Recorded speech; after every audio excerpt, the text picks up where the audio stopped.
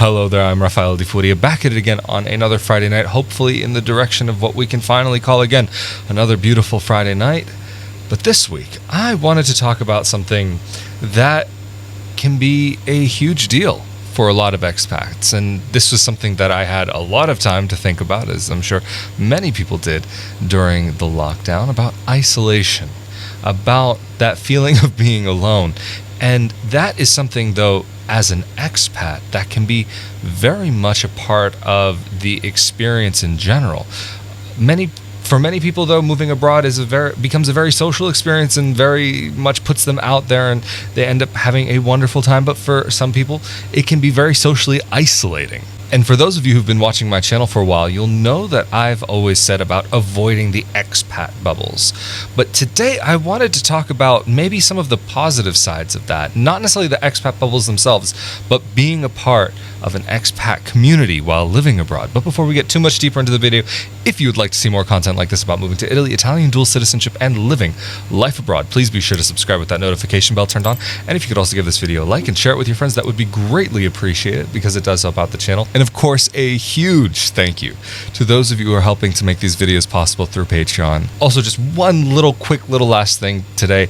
I'm trying out something a little different. On last week's video, when you guys said that I had the fan on, you said it didn't bother you. So I'm just trying it again this week with a different microphone. And hopefully you'll be able to hear it less. With this microphone, it blocks a bit more sound than the other one. So just trying this out. Let me know down in the comment section below if it's very disturbing or anything, because I'm like boiling here and it is only the beginning of summer and it's only going to get worse. So I'm wanting to try to figure out an option that might work. Anyway, let's get into the video. So like I was saying before, and like I've said in a bunch of my videos, that I have avoided trying to live in a place with a lot of expats, and that was one of the reasons why I wanted to come to Rovigo, is because there's really not an English-speaking community here, or really any kind of expat community. You do find people from all over the world, but you wouldn't say as an English-speaking expat that there's really a community here of people that you could easily communicate with and feel like you are part of a larger group. And that's something that's okay for me. That's something that I'm okay with. But I've also been thinking about that, I'm not planning on moving anytime soon. That is the last thing that I'm thinking about right now. Please don't misunderstand this, but I have been thinking about what it would be like being in a place that would have more English speakers. That there are times when my Italian isn't good enough for something, and it's nice to have people that you can rely on each other, that maybe you can help them with something or they can help you with something. Like even something as simple as making an appointment for the doctors. Like recently, the situation, because of what's going on in the world, you haven't really been able, at least where I live, to go and make an appointment in person. You've had to call in. And the one place where you have to call in for the main hospital here is you have to do it through a switchboard. And to call up to a switchboard, like for me, Italian on the street, that's one thing. But Italian on the phone, I have any language, any of the languages that I can kind of communicate with.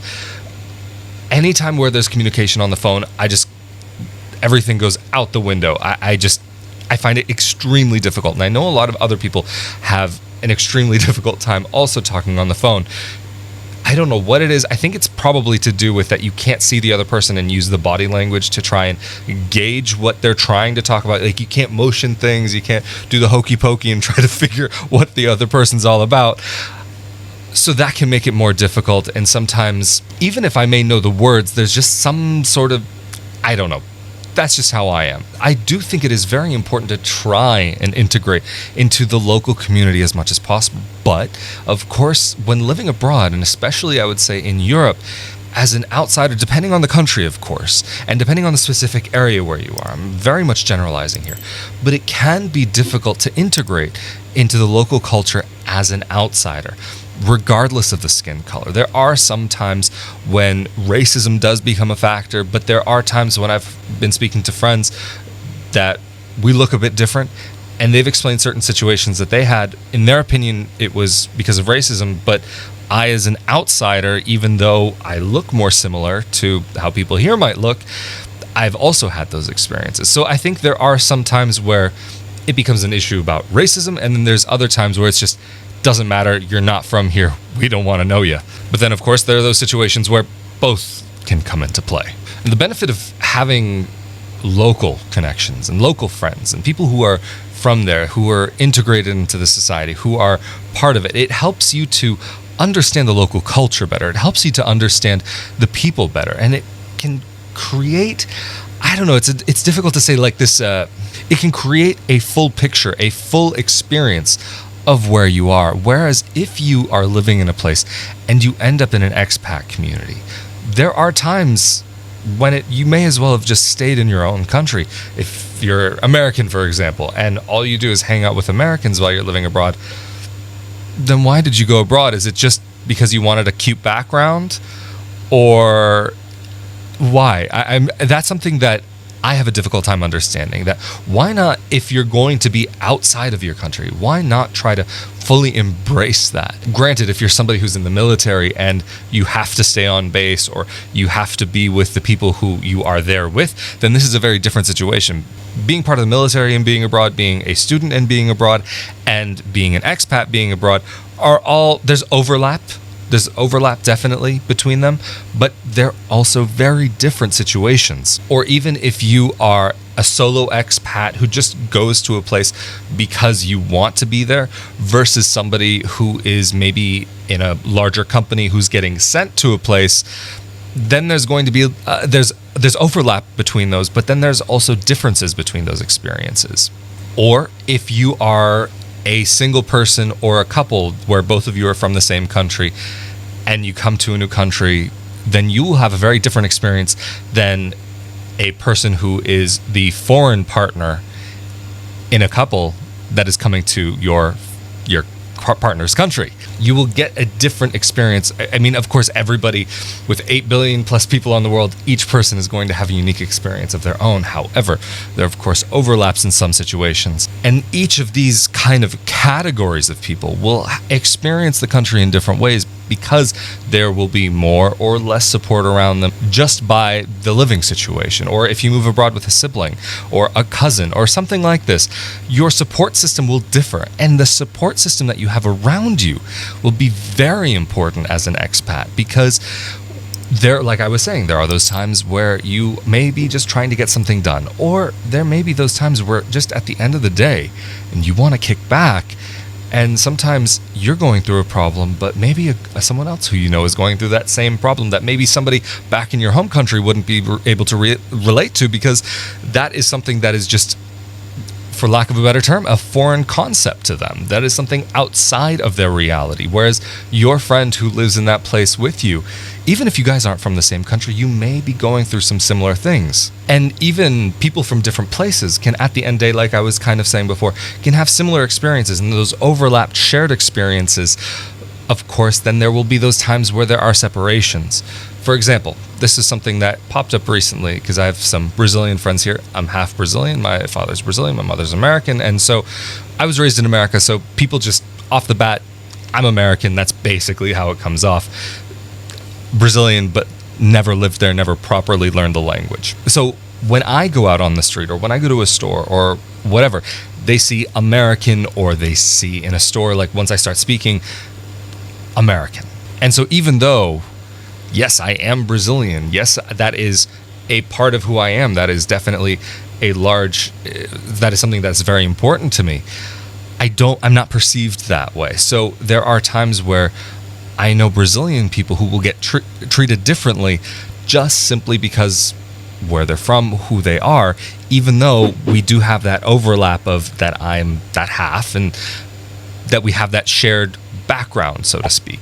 But again, even though people may perceive us differently, at the end of the day, it's possible to have a conversation about some of the difficulties that we've all faced in the nation, where it's possible for friends of different nationalities, or even crossover nationality, I guess you could say, for people who are mixed. Through those difficult moments, you can find that you're not alone. You can find that through those difficult moments, you can create those bonds with people. Through those difficult moments, you can find out that you aren't alone specifically in that situation by yourself, that there are other people also going through that difficult position or that difficult time, that difficult moment, that difficult experience, whatever this thing is that is tricky to get through. it can help to know you're not alone. Because even again, going back to this kind of more Brazilian versus American side of things, just because that's an example that I can use most easily because that's what I am, even though I also have Italian roots. And so getting back also to the other side of things, where you have people who are from there, who are your local friends, who are maybe more familiar with life there because that's where they grew up. There will be those certain foreigner experiences, those certain things that you will have experienced that a person from a country or from the town will have never experienced and may not totally understand, because even though it's within their territory, so to speak, it can be outside of their reality. And I'm not saying it's because they want to ignore it. I'm not saying anything to do with intelligence. It's just because that when you live a particular way, that this is something that influences how you perceive the world around you. And if you've not gone through certain experiences in your life, it can be difficult to see. It doesn't mean you can't talk about it necessarily, but it means that maybe your understanding of it may be a little bit different than somebody who's specifically gone through that situation. But moving on, that's almost one of the reasons why that I would say it's good to have a balance between your expat community and your local community, and not get stuck in either one specifically just alone. Maybe if you were to lean a little bit more in one direction, maybe a little bit more of a local community, but sometimes whatever. You can't really plan these things out. It's just one of those things that you have to see how things go as time goes on. But don't try and just go for one. Don't just try and go for the other. And in every aspect of life, having a balance is a very important thing. And especially when you're living abroad, to hold on to something that is familiar to you at times can be very grounding, whether it's just a flavor of something, whether it is an experience, having a conversation with somebody who not only speaks your language, but has a similar or if not the same accent to you. Speaking to somebody who is a native American English speaker, for me, I feel like I can kind of switch off a little bit more and think less about what they're saying and how they're saying it to make sure I'm understanding it correctly. Even in comparison with somebody who speaks British English, yes, we do speak the same language, but the way that the grammar between the two languages and sometimes word choice that can be used by British English speakers for us as Americans can be a bit different, especially depending on where the person is from. There are some accents that are actually harder for us to understand that we haven't had exposure to in the United States because we don't get so much British media.